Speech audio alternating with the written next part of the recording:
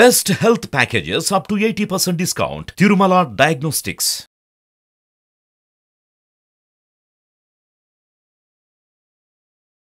నమస్కారం సుమన్ టీవీకి స్వాగతం. ఈ 2024 ఆంగ్ల నూతన సంవత్సరంలో ద్వాదశ రాశుల వారికి ఏ రకంగా ఉండబోతుంది, ఏ గ్రహాలు ఏ స్థానాల్లో ఉన్నాయి, వాటి ప్రభావం ఏ రకంగా ఉండబోతుందనే విషయాన్ని తెలియజేసేందుకు మనతో పాటు ఉన్నారు జ్యోతిష్య రత్న జ్యోతిష చక్ర వైభవ నిపుణ డాక్టర్ రాళ్ళపల్లి రవికుమార్ గారు. గురుగారు నమస్కారం అండి. నమస్కారం.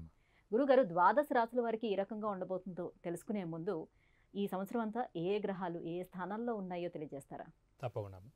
శరదిందు సమాకారే పరబ్రహ్మ స్వరూపిణి వాసరాపీఠ నిలయే సరస్వతి నమోస్తుతే. సుమన్ టీవీ ప్రేక్షకులకు ఆంగ్ల నూతన సంవత్సర శుభాకాంక్షలు. మామూలుగా ఇప్పుడు ద్వాదశ రాశుల్లో నవగ్రహాలు ఎక్కడ ఉంటాయనేది మనం మాస ఫలితాల్లో ఇదివరకు చెప్పుకున్నాం. కానీ ఇప్పుడు ఏంటంటే సంవత్సర ఫలితాలు కాబట్టి, అంటే 2024 మొత్తం సంవత్సర ఫలితాలు కాబట్టి 4 మెయిన్ గ్రహాలండి. సో ముఖ్యంగా ప్రేక్షకులు మీరు కూడా గుర్తుపెట్టుకోండి, చంద్రుడు ప్రతిరోజు ఒక నక్షత్రం మారుతూ ఉంటాడు. అలాగే బుధుడు 20 రోజులకు ఒకసారి రాశి మారుతూ ఉంటాడు. శుక్రుడు కూడా 20 నుంచి 30 రోజుల లోపల రాశి మారుతాడు. అలాగే రవి ప్రతి నెల ఒక రాశి నుంచి ఇంకో రాశిలోకి మారుతాడు. అలాగే కుజుడు 45 రోజులకు ఒక రాశి నుంచి ఇంకో రాశి మారుతాడు. కాబట్టి ఇవన్నీ అంత ఇంపాక్ట్ ఉండవండి ఈ మిగతావి.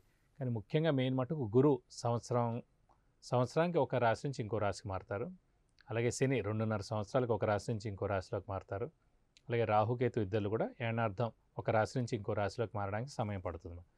కాబట్టి ఖచ్చితంగా మనం చూసుకోవాల్సింది గోచార ఫలితాలు, సంవత్సర ఫలితాలు చూసుకున్నప్పుడు ముఖ్యంగా ఈ ఏ రాశుల వాళ్ళకి ఏ స్థానాల్లో రాహు, కేతువు, గురువు, శని మన రాశి నుంచి ఏ రాశుల్లో ఏ స్థానాల్లో ఉన్నారో దాన్ని బట్టే గోచారం చెప్పుకోవాలన్నమాట. కాబట్టి ఈ సంవత్సరం అంటే 2024 మొత్తం చూసుకుంటే రాహు మనకి మీన రాశిలో ఉంటారు ఈ సంవత్సర కాలం అంతా 2024. అలాగే కేతు వచ్చేసి మనకి కన్యా రాశిలో ఉంటారు సంవత్సర కాలం అంతా. అలాగే శని స్వస్థానంలోనే మనకి కుంభరాశిలోనే 2024 సంవత్సరం మొత్తం మన కుంభరాశిలో ఉంటారు. ఒక గురువు మటుకు మేషరాశి నుంచి వృషభ రాశిలోకి 22 ఏప్రిల్ 2024 నుంచి మనకి వృషభ రాశిలోకి వస్తారండి గురువు. కాబట్టి గురువు ఒక్కరే మారుతున్నారు కాబట్టి మనం దాన్ని బట్టి చెప్పుకుంటే సరిపోతుంది అన్నమాట. ఇవ్వండి ఈ ముఖ్యంగా ఈ 4 గ్రహాలు ఏ రాశిలో ఉన్నాయో తెలుసుకుంటే సరిపోతుంది.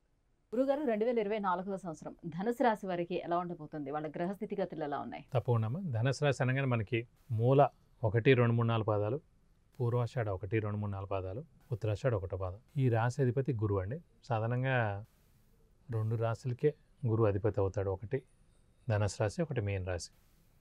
దాని అధిపతి గురువు అయ్యాడు కాబట్టి బేసిక్గా వీళ్ళకి దైవబలం, దైవానుగ్రహం పరిపూర్ణంగా ఉంటుంది. దైవభక్తి కానివ్వండి ఏదైనా సరే పుట్టినప్పటి నుంచి ఉంటుంది. జనాలకు సహాయ సహకారాలు చేయడం అని. ప్లస్ దీని సైన్ కూడా విల్లు, బాణం ఎక్కి పెట్టినట్టుగా ఉంటుంది. సో వాళ్ళ మాట కూడా అలాగే ఉంటుంది. ఒకసారి వాళ్ళు అన్నారంటే అది వెనక్కి తీసుకోరు. నీతి నిజాయితీగా ఉండడం, స్ట్రైట్ ఫార్వర్డ్గా ఉండడం, దానగుణం ఇవన్నీ కూడా ఉంటాయి. ఎక్కువ మంది శత్రువులు కూడా అందుకే ఉంటారు. ఎందుకంటే నిర్మోహమాటంగా ముక్కుసూటిగా వాళ్ళ మాట ఉంటుంది. దాంతో శత్రువులు కూడా ఎక్కువగా పెరుగుతూ ఉంటారు. ఏడుపులు కూడా ఎక్కువగా ఉంటాయండి వాళ్ళ మీద. నేను వాళ్ళు ఈ కష్టం, హార్డ్ వర్క్ తోటి, నీతి నిజాయితీ తోటి ఎదుగుతారు కదా. సో ఏడుపులు కూడా వీడింత ఎదిగిపోయాడు, వీడింత సంపాదించాడు, వీడికి అంత పేరుంది, వాడు ఎవరున్నా సరే అలా వెంటనే అందరి ముందు కూడా నిర్మోహమాటంగా చెప్పగలడు, నిజాన్ని నిర్భయంగా చెప్పగలనే ఇదితో కూడా చాలామంది ఏడుపులు వాళ్ళ మీద ఉంటాయి. కాబట్టి కొద్దిగా మన టైం బాగున్నా బాగాలేకపోయినా శత్రువులను ఎక్కువగా పెంచుకోకపోవడం మంచిదండి. అలాగే ఏడుపులు కూడా పెంచుకోకపోవడం మంచిది. నరదృష్టి అంటారు, నరదృష్టి కానీ ఏడుపు కానీ ఒకటే అండి. సో మన దృష్టి దోషం కూడా ఎక్కువగా ఉండడం మంచిది. అలాంటి రాశుల్లో మెయిన్ సింహరాశి ఒకటి, ముఖ్యంగా కన్యారాశి ఒకటి, ముఖ్యంగా తులారాశి మరియు ధనుసు రాశి. ఈ 4 రాశులు, వృషభ రాశి ఒకటి. ఈ 5 రాశులు ఎక్కువగా ముక్కుసూటిగా ఉండడం, నిజాన్ని నిర్భయంగా మాట్లాడడంతో శత్రువులు పెంచుకోవడం, ఏడుపులు పెంచుకోవడం, దృష్టి దోషం ఎక్కువగా ఉండడం వీళ్ళకి సంభవిస్తుంటుంది అన్నమాట. కాబట్టి సో మిశ్రమంగా ఉండండి. ప్రస్తుతం మౌనంగా ఉండండి. 5 మాటలు అనే చోట 1 మాట 2 మాటలు అనండి. అయితే మనం పట్టించుకోకుండా ఉండడం ఉత్తమం. ఈ రాశివారి మటు ప్రస్తుతం శని బలం, మెయిన్గా శని ఇంపార్టెంట్. శని మటుకు తృతీయ స్థానంలో చాలా బాగున్నాడు, సంవత్సరం అంతా కూడా ఉంటాడు. అలాగే చతుర్థంలో రాహు ఉన్నాడు, దశమంలో కేతు ఉన్నాడు, పర్వాలేదు. అలాగే పంచమ స్థానంలో మటుకు గురువు మనకి ఏప్రిల్ 22వ తారీఖు దాకే ఉంటాడు ఈ సంవత్సరం. కాబట్టి వివాహం కానివ్వండి, సంతానం కానివ్వండి, ఇవన్నీ ఏమైనా సరే మీరు ప్లాన్ చేయాలంటే ఖచ్చితంగా ఈ 4 నెలలే టైం అండి. ఒకసారి ఏప్రిల్ 22 దాటిపోతే కనుక గురుబలం, దైవబలం, దైవానుగ్రహం తగ్గిపోతుంది కాబట్టి ఇవన్నీ కూడా మళ్ళీ నెక్స్ట్ ఏడాది పోస్ట్ పోన్ అయిపోతాయి.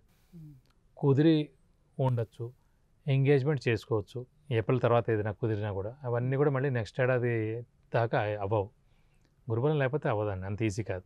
అంటే ఇప్పుడు అబ్బాయి అమ్మాయిలో ఎవరిదైనా సరే మిగతా వాళ్ళది గురుబలం ఉందనుకోండి, వీళ్ళ గురుబలం లేకపోయినా పర్వాలేదు, కనీసం ఇద్దరికీ ఉంటే కానీ వివాహం అవ్వదు. పోనీ ఒకళ్ళకున్నా ఒకటి జాతకరీత్యా స్పీడప్ అవ్వచ్చు, కాబట్టి ఇద్దరికి ఉంటే మంచిది. కాబట్టి ధనుసు రాశి వారికి ఏప్రిల్ లోపలనే శుభ ఫలితాలు. అంటే వ్యాపారాన్ని కొత్తగా స్టార్ట్ చేయాలి, ఎక్స్పాన్షన్కి వెళ్ళాలి, విద్యార్థులు ఉన్నత దీనికైనా అప్లై చేయాలి. సో జనవరిలో ఫారెన్ ఏమైనా ఉంటే జనవరికి వెళ్ళిపోవడం ఉత్తమం.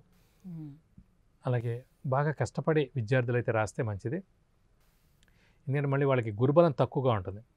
అంటే ఎంసెట్ కానివ్వండి, నీట్ ఎగ్జామ్ కానివ్వండి, ఇలా ఎంబీఏలు కానీ ఇవన్నిటి కూడా గురుబలం బాగా ఉంటే కనుక మంచి సీటు, మంచి ర్యాంక్ వస్తుంది. లేదంటే కొంచెం తక్కువ ర్యాంక్ రావడం, మనం అనుకున్న యూనివర్సిటీలో రాకపోవచ్చు. మనం ఒక టాప్ 5 పెట్టుకుంటాం, ఆ 5లో కాకుండా 6th యూనివర్సిటీలో రావచ్చు. కాబట్టి మీరు హార్డ్ వర్క్ చేయండి, ఇది కంటిన్యూ చేయండి. ఏప్రిల్ నెల అంతా కూడా కంటిన్యూ చేస్తే 70% మన హార్డ్ వర్క్ ఉంటుంది. కాబట్టి మే, జూన్లో ఎగ్జామ్స్ ఉన్నా కూడా పర్వాలేదు, నష్టం లేదు. అలాగే పర్వాలేదు మేలో, జూన్లో ఎగ్జామ్ కదా, మే 1st స్టార్ట్ చేద్దాం అన్నమాట పెట్టుకోకండి. దయబలం తగ్గంగానే మనకి ఇంట్రెస్ట్ కూడా తగ్గిపోతుంది, బద్ధకం పెరుగుతుంది, భక్తి తగ్గుతుంది, ఎవరైనా చెప్పినా మనకు మాట వినాలని అనిపించదు, ఇవన్నీ వస్తాయన్నమాట. కాబట్టి ఖచ్చితంగా ఏప్రిల్ లోపల ఎలాంటి మంచి పనులు చేయాలన్నా, ఈ సంవత్సరం మెయిన్ పనులు ఏమైనా చేయాలనుకున్నా కూడా ఇవన్నీ జనవరి 1 నుంచి రాసుకోండి, వెంటనే మొదలు పెట్టండి, లేట్ చేయకండి. వాహనాలు నడిపేటప్పుడు ఎటువంటి జాగ్రత్తలు ఏమైనా తీసుకోవాల్సిన? వాహనాలు నడిపేటప్పుడు జాగ్రత్త తీసుకోవాలండి, ఎందుకంటే చతుర్థ స్థానం వాహన స్థానం, అలాగే గృహస్థానం, అలాగే తల్లి స్థానం, అలాగే విద్యాస్థానం. సో ఈ 4 స్థానాలకు కూడా చతుర్థ స్థానం అనమాట. కాబట్టి ఆ చతుర్థ స్థానంలో రాహు ఉన్నాడు, కాబట్టి రాహు సాధారణంగా యాక్సిడెంట్స్కి కారకుడు అయ్యాడు. కాబట్టి వెహికల్ డ్రైవింగ్ జాగ్రత్తగా చేస్తే ఉత్తమం. లేకపోతే యాక్సిడెంట్స్ చిన్న జరిగేందుకు అవకాశాలు ఉన్నాయి. కారు ఉందంటే డ్రైవర్ని పెట్టుకోవడం సేఫ్, బాగా దూర ప్రయాణాలు వెళ్తే కనుక. దగ్గర అయితే కనుక 2 వీలర్ అయినా 4 వీలర్ అయినా కొంచెం జాగ్రత్తగా నడపండి, సరిపోతుంది. అయితే చలానాలు ఎక్కువగా పడడం, అనవసరంగా పోలీసు వాడితో దెబ్బలాట అవడం, ఇలాంటివన్నీ జరిగింది కాదు. అంటే సో మన టైం ముందుగానే తెలుసుకుంటే మనం జాగ్రత్తగా ఉంటే సరిపోతుంది. మెల్లగా నడపడం, పోలీసు వాడితో వాగ్యుద్ధం చేసుకోకుండా ఉండడం, హెల్మెట్ ధరించడం, సీట్ బెల్ట్ పెట్టుకోవడం, ర్యాష్ డ్రైవింగ్ చేయకుండా ఉండడం, దూర ప్రయాణం వెళ్ళినప్పుడు క్యాబ్ కానీ లేదంటే డ్రైవర్ని పెట్టుకుని, మన ఓన్ కార్ అయినా డ్రైవర్ని పెట్టుకుని వెళ్ళడం, ఇవి సేఫ్ అండి. సో ధనుసు రాశి వారు కొంచెం సేఫ్గా ఉండడం ఉత్తమం. ఉద్యోగస్తులకి అలాగే వ్యాపారస్తులకి ఎలా ఉండబోతుంది?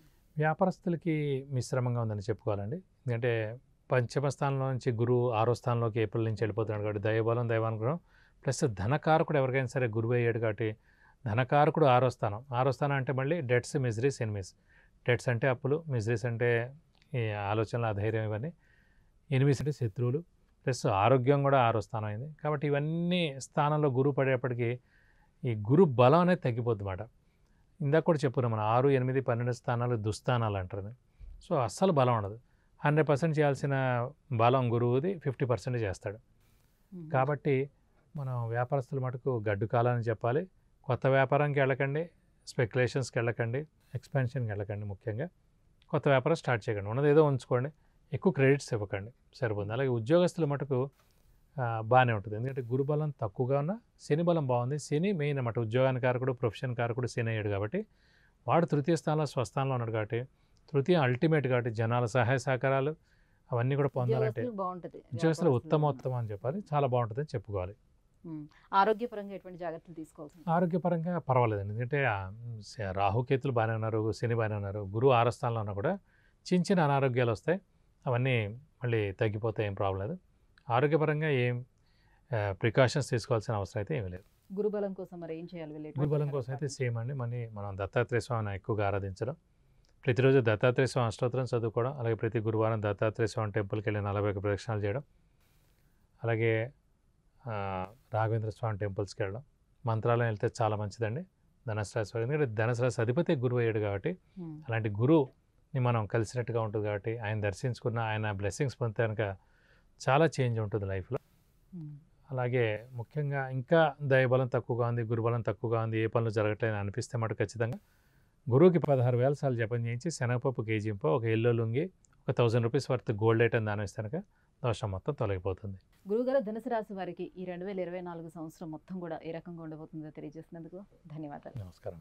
విద్య, ఉద్యోగం, వ్యాపారం, విదేశీయానం, వాహనం, వివాహం, సంతానం, ఆరోగ్యం, ఐశ్వర్యం వీటికి సంబంధించి ఏ విషయాలు తెలుసుకోవాలన్నా కింద స్క్రోల్ అవుతున్నటువంటి నెంబర్కి వాట్సాప్ చేసి గురువుగారి అపాయింట్మెంట్ పొందొచ్చు.